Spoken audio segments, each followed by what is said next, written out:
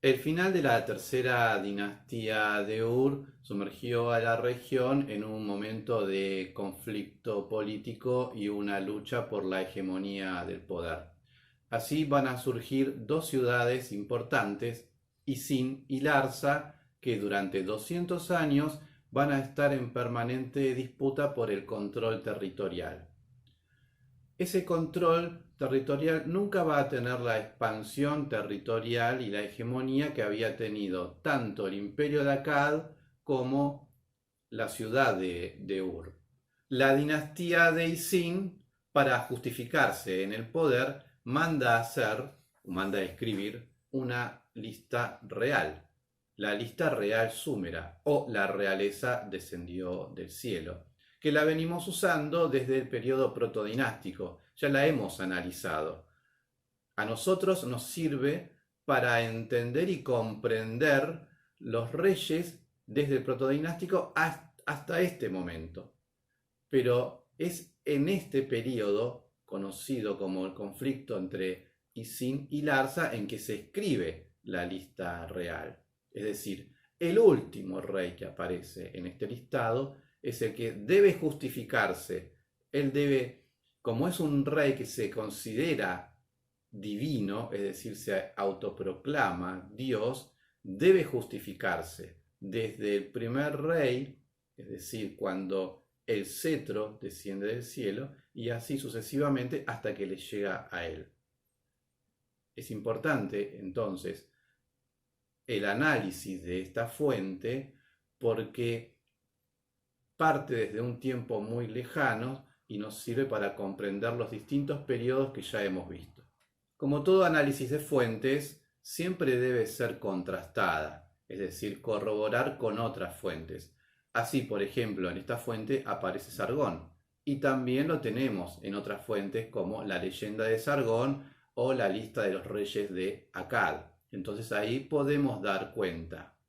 Pero al mismo tiempo tenemos otros datos, por ejemplo, de otras ciudades que sí aparecen en otras fuentes, como la estela de los buitres, en la que hay un conflicto entre las ciudades de Uma y de Lagash. Como la ciudad de Isin, la que manda a escribir esta fuente, está en conflicto con Lagash, Lagash no figura en la lista real súmera.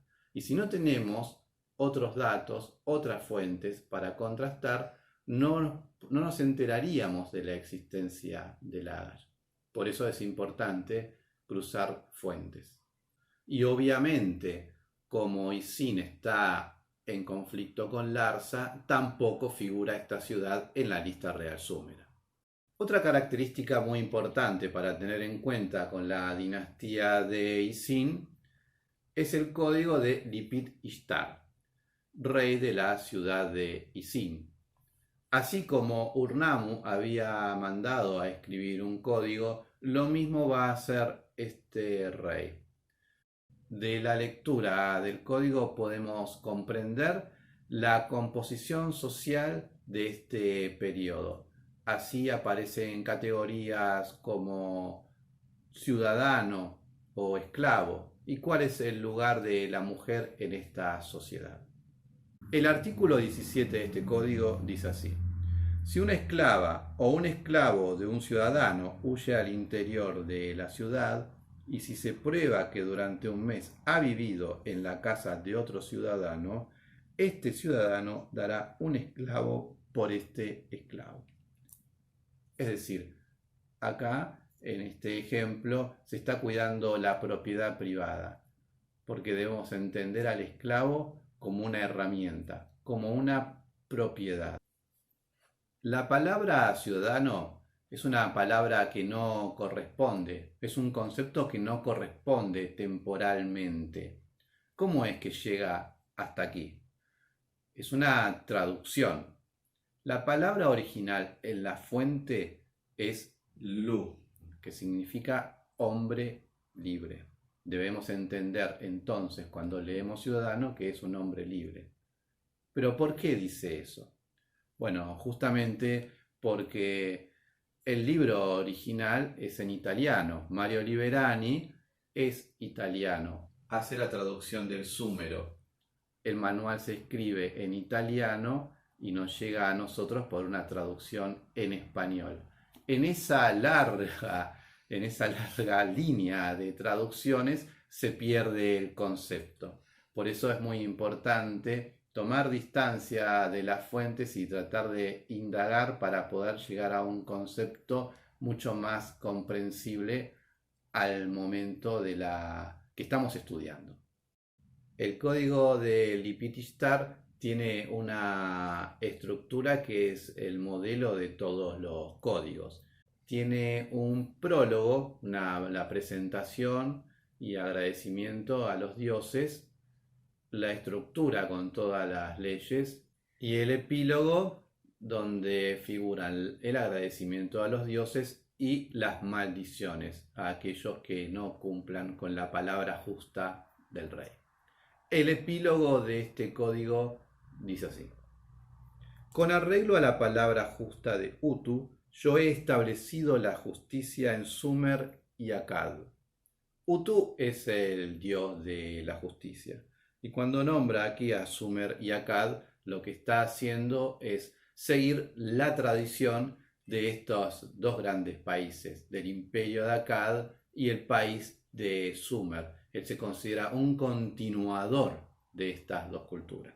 Con arreglo a la palabra del Lil, yo, Lipit-Ishtar, hijo de Enlil, he expulsado por medio de la palabra la maldad y la perversidad. He eliminado las lágrimas, los gemidos, la corrupción y el pecado. He hecho que resplandezca la verdad y la justicia y he asegurado el bienestar en Sumer y Akkad. Cuando en la fuente dice hijo de Enlil, podemos entender que se autoproclamó Dios. Es un hombre justo, como termina la lectura de la fuente. La larga contienda entre Isin y Larsa va a terminar con Larsa victoriosa y va a monopolizar el poder en el sur de la Mesopotamia. Los amorreos que habían llegado a la Mesopotamia durante la tercera dinastía de Ur ahora se han adaptado, se han asentado y ahora son parte del poder, son Estado. El caso más emblemático es la ciudad de Babilonia, que no la hemos nombrado hasta este momento. El rey más importante de la ciudad de Babilonia va a ser Hammurabi. Va a concentrar el poder y va a surgir un nuevo período, que en los manuales lo vamos a encontrar como el período paleo-babilónico. Esta es una cuestión netamente historiográfica y sirve para dividir los períodos de la historia de Babilonia.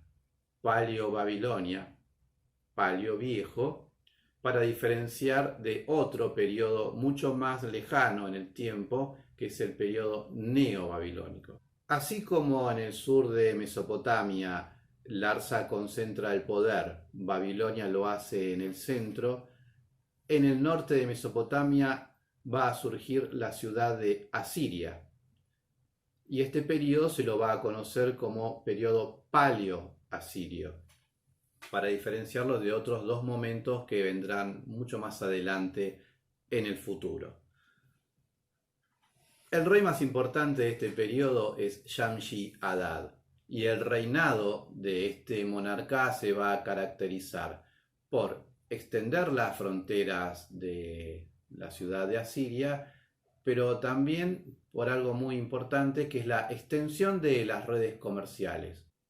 Las redes comerciales de Asiria van a llegar hasta Anatolia con una fuerte presencia política en la región, como así también va a llegar hasta las costas del Mediterráneo oriental y hacia el sudeste, más allá del Golfo Pérsico, tan lejos como Meluca, actual India, o la región de Omán. Otra ciudad importante que va a tener su concentración política, aunque está más alejada de la esfera de la Mesopotamia no es ajena a la cultura de la Mesopotamia. Esta ciudad es la ciudad de Mari, en la actual Siria.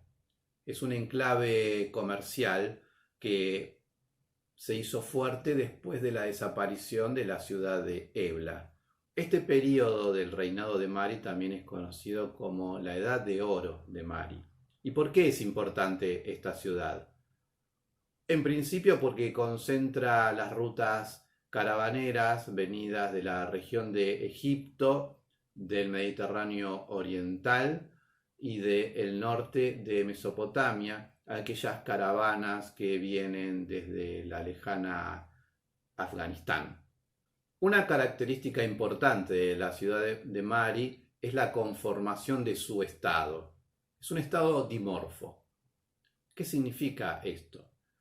En principio, que es un estado con todas las características de una ciudad sedentaria, pero al mismo tiempo está rodeada de nómadas. Pero esos nómadas están integrados a ese estado. Entonces, siempre está en un equilibrio permanente entre los grupos nomádicos que protegen la región, trabajan en el estado, y la fuerte centralización de la dinastía en la ciudad de Mari. Estas ciudades van a estar en permanente equilibrio, en conflicto y si no en relaciones diplomáticas justamente para evitar el conflicto. Pero todas desean lo mismo. Aspiran a la territorialidad del imperio de Akkad. Ninguna la va a lograr. Mientras el rey de Asiria, Shamshi-Adad, que es un rey poderoso, esté con vida, se va a mantener el equilibrio de poder. Equilibrio que se va a romper con la muerte de este rey y entonces ahí Hammurabi va a redibujar las fronteras de Mesopotamia. Pero esa es otra historia.